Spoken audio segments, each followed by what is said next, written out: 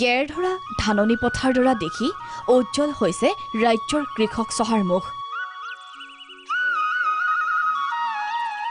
কাইলৈ কাতি বিহু, প্ৰতিজন অসমীয়া কৃষকে জ্বলাব চাকি।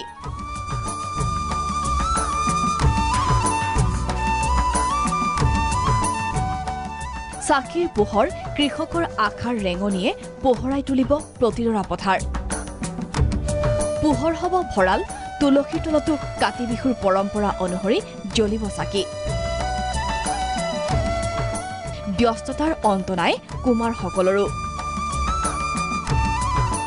হাজাৰ হাজাৰ মাটিৰ চাকি প্ৰেৰণ কৰিছে বজাৰলৈ, কিন্তু এনে উৎসাহ উদ্দীপনাৰ মাজতে একাংশ কৃষকক খুন্দা মাৰি ধৰিছে শোকে।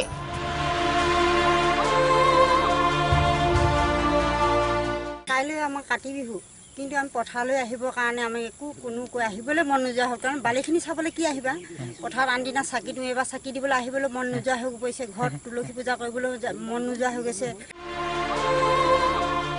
কাৰণ এইসকল কৃষকৰ পথাৰ বালি আৰু পলসৰ তলত। নিজৰ পথাৰডৰাৰ ফালে চালেই দুগালে নিগৰি আহে অশ্ৰু। ধেমাজিৰ ২০খনকৈ গাঁৱত নজ্বলে কাতি বিহুৰ চাকি। ইটোৰ পিছত সিটো বানে কুঙা কৰি গ'ল ধেমাজিৰ বহু পৰিয়ালক।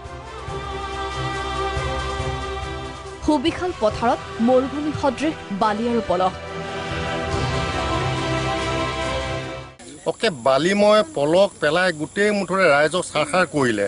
এইবাৰ এতিয়া কাতি বিহু এতিয়া কেনেকৈ পালন কৰিম আমি নিজে গম নাপাওঁ। এতিয়া কান্দো হাঁহো, এতিয়া মনটোৱে জানিছে। ধানকেইডাল এতিয়া চাব গ'লে এতিয়া দেখিছোঁ অকল ঘাঁহনিৰ ওপৰত আমি চাকি কেনেকৈ দিম চব।